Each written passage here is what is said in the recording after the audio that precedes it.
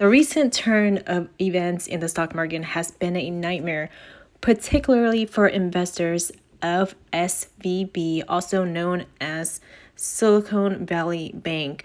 Unfortunately, the situation has only escalated as the bank has now closed its doors. This is a devastating blow for those who had invested in the stock, and it serves as a reminder of the volatility of the market. It's also worth noting that even so-called experts can be wrong. I have included a few clips from JimCramer. He recommended SVB just a month ago, stating that it was undervalued. However, his track record isn't spotless. 14 years ago, he advised investors not to move money from Bear Stearns, and we all know what happened 6 days later. The stock crashed, leaving many with nothing. This isn't to say that experts are always wrong, but it's important to approach their recommendations with a critical eye and to make decisions based on your own research and risk tolerance. Now, let's go ahead and watch those clips.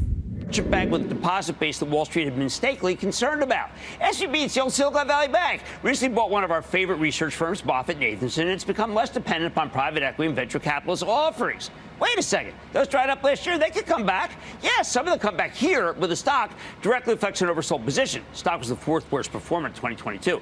I think the fears were not justified, and it's a very compelling situation. Hey, by the way, long-term private equity and venture capital, they're not going away. Being the banker to these immense pools of capital has always been a very good business. Stock's still cheap. Major development in the banking world. The FDIC just reported that California regulators shut down Silicon Valley Bank, a big lender out in California, after reporting a loss of over $1 billion. There were fears of a run on this bank. People wondering if they should have PTSD into 2008. What's going on here? Yeah, this really is an earthquake, especially for the tech community. Silicon Valley Bank dropped by 60% yesterday alone. We just learned today that California regulators have shut this lender down. This is the biggest failure since 2008. It's actually the second biggest failure ever since Washington Mutual in September of 2008.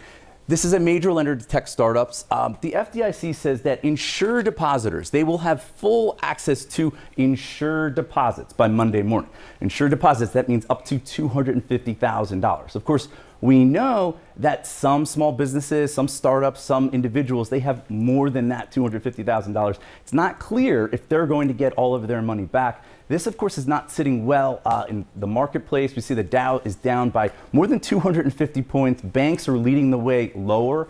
The good news here is that experts that I'm talking to, they are hopeful that this is an isolated incident, that this is not part of a broader systemic issue. Mark Zandi, he told me, he's the chief economist over at Moody's Analytics, he just told me that he doesn't think that this failure is symptomatic of a broader problem in the banking industry. Let's hope not, because that's the last thing we need right now. Yeah, the major banks are saying that they are well capitalized. Okay, Peter writes, should I be worried about Bear Stearns in terms of liquidity and get my money out of there? No, no, no. Bear Stearns is fine. Do not take your money out. This is really, look, if there's one takeaway other than a plus 400 somewhere, Bear Stearns is not in trouble. I mean, if anything, they're more likely to be taken over. Don't move your money from Bear. That's just being silly. Don't be silly. Okay, just so you get a sense of what's causing the agony by this point, I know you've been talking about it. It's financials led by Bear Stearns after what essentially is a bailout from the Fed. Bear Stearns shares are down 90% this morning, and it's not just Bear. Pretty much every single bank is plunging in early trade this morning. Lehman, which is very similar to Bear and its reliance on fixed income, is down nearly 30%. You have big names like Goldman Sachs down 8%, Citigroup down 8%. So it is pain across the board this morning, and as you know, it all emanates from the shock this weekend that J.P. Morgan, along with the Fed, was going to be bailing out Bear Stearns for $2 a share. This is a stock that recently was trading at 80. Last year was trading at 160.